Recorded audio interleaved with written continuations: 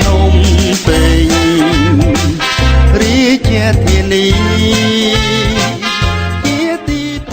សូមជម្រាបសួរសូមស្វាគមន៍មកកាន់ដំណើរវិវត្តថ្មីនៃдепាតឺម៉ង់សាយជ្រាវគរុសាចំនួនថ្មី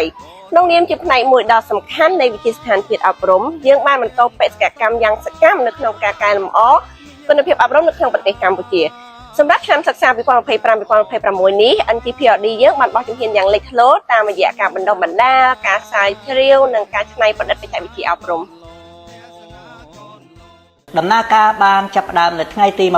ដល់ថ្ងៃទី23ខែតុលាឆ្នាំ2025ជាមួយនឹងវគ្គសិក្ខាសាលាតម្រង់ទិសយ៉ាងសកម្មសម្រាប់គរុនិស្សិតចំនួនទី6ត្រឹមតែប៉ុន្មានថ្ងៃក្រោយមកពលគឺថ្ងៃទី27ខែតុលាឆ្នាំ2025វគ្គសិក្សាថ្នាក់បរិញ្ញាបត្រជាន់ខ្ពស់ឯកទេសប្រឹក្សាគ្រូកសលបានចាប់ផ្ដើមដំណើរការដែលជាការបើកទំព័រថ្មីនៃការស្រាវជ្រាវកម្រិតខ្ពស់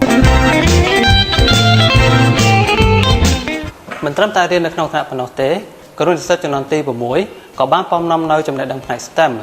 ដើម្បីចុះជួយគ្រប់គ្រងបច្ចេកទេសដល់សាលាគោលដៅចំនួន2នៅក្នុងរាជធានីភ្នំពេញគឺវិទ្យាល័យខុនសែនប៊ុនរនីវត្តភ្នំនិងវិទ្យាល័យបឹងត្របែកដើម្បីប្រែក្លាយសាលាទាំងពីរទៅជាសាលាអប់រំ STEM នេះគឺជាការអនុវត្តជាក់ស្ដែងដើម្បីពង្រឹងសមត្ថភាពលោកគ្រូអ្នកគ្រូស្របទៅតាមយុគសម័យ Digital ទាំងវៀងប្រាសាទមានរចនាយ៉ាងល្អថ្លៃថ្លាវាជាសមិទ្ធផលដ៏អស្ចារ្យដែលគ្រូនិស្សិតយើងបានរៀបចំផលិតជាវីដេអូនិង slide ណែនាំយ៉ាងសម្បូរបែបស្ដីអំពីការប្រើប្រាស់ឧបករណ៍ Digital ទំនើបៗដូចជា Pet Simulation AI មួយចំនួនដូចជា ChatGPT Gemini Copilot និងកម្មវិធីអន្តរកម្មជាច្រើនទៀតដូចជា Kahoot Padlet Geobra និង Canva ជាដើមដែលឧបករណ៍ទាំងអស់នេះគឺជាជំនួយការដ៏ឆ្លាតវៃសម្រាប់លោកគ្រូអ្នកគ្រូនៅសតវត្សទី21NTPRD ក៏បានដើរតួនាទីជាអ្នកផ្ដល់ប្រឹក្សាគ្រូកុសលតាមរយៈវគ្គបណ្ដុះបណ្ដាលខ្លីសម្រាប់គម្រោងកុមារកម្ពុជារីករាយ HCC និងគម្រោងគ្រួសារយើងដោយសិក្សា20ថ្ងៃក្នុងថ្នាក់និង12ថ្ងៃចុះកម្មសិក្សាវគ្គបណ្ដុះបណ្ដាលផ្ដោតលើមុខវិជ្ជាស្នូលចំនួន3គឺប្រឹក្សាគ្រូកុសលវិធីសាស្ត្របង្រៀននិងការប្រើប្រាស់ ICT ក្នុងការអប់រំជាទីប្រសើរគួរឲ្យចង់ដើរកំសាន្តជាមួយកល្យាចំណែកផ្នែកស្រាវជ្រាវនិងបោះពុម្ពផ្សាយយើងក៏មានមោទនភាពយ៉ាងខ្លាំងក្នុងការចេញផ្សាយទស្សនាវដ្តីគន្លឹះអប់រំនិងសៀវភៅបច្ចេកទេសស្ដីពីការបង្រៀនតាមវិធីសម្ដែងតួនិងរបៀបប្រើបញ្ញាសិប្បនិម្មិត AI ជាជំនួយដល់ក្នុងការរៀបចំប្លង់មេរៀនទន្ទឹមនឹងនេះការស្រាវជ្រាវស៊ីជម្រៅ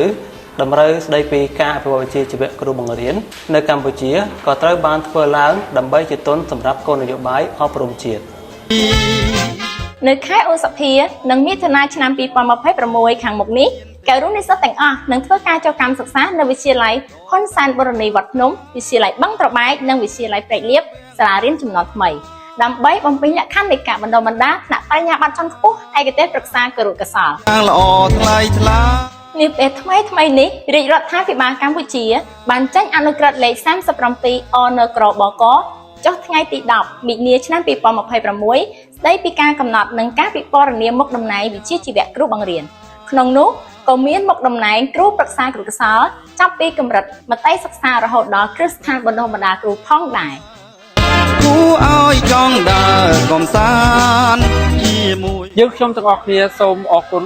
លោកស្រីទាំងអស់ដែលចំណាយពេលដ៏មានតម្លៃក្នុងការទស្សនាវីដេអូយើងខ្ញុំតាំងពីដើមរហូតដល់ចប់សូមអរគុណ